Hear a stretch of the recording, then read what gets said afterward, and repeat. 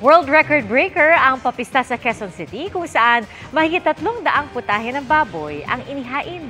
Pero may ibang mission pa ang Hog Festival 2024 para sa mga magbababoy. Nakatutok si Von Aquino.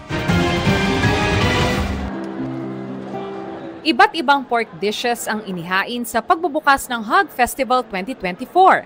Lechon, bagnet, adobo, menudo, sisig, pati mga fusion dishes. Kabilang sa mahigit 300 pork dishes na inihanda sa pagtatangkang makuha ang Guinness World Record para sa most variety of pork dishes on display. Sa pag-iikot ng official adjudicator mula sa Guinness World Records, 28 sa 341 dishes ang na-disqualify dahil hindi ito nakasunod sa guidelines. Pero sa kabila nito, the most variety of pork dishes on display is 313 dishes. Congratulations! pasok ito para makuha ang Guinness World Record Certificate. We are witnessing the history unfold before our eyes.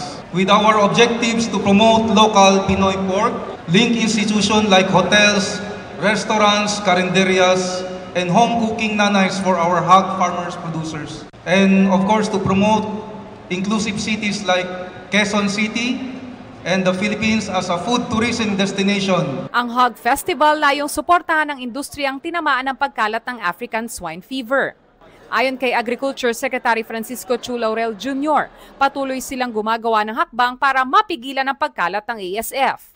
Research and development are integral to our strategy, and collaboration with scientific institutions and industry experts will drive the development of innovative solutions for ASF management and eventual eradication.